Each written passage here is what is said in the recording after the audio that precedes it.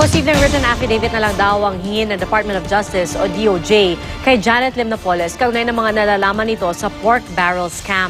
Ayon kasi kay Justice Secretary Laila De Lima, mas mainam at mas madali raw ang ganito kaysa magpabalik-balik sila sa ospital. Nang huli raw kasi sila bumisita kay Napoles, mabilis lang daw nila itong nakausap dahil sa iniinda nitong sakit.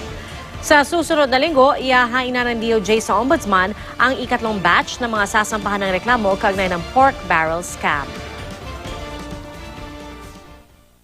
Kung i-provide na ba nila yung buong statement in writing, kasi based on her personal knowledge naman yun, based on her knowledge, ay baka mas ma-facilitate. And manggagaling talaga sa kanila. Walang mga magiging mga suspetsa na dinidiktahan namin or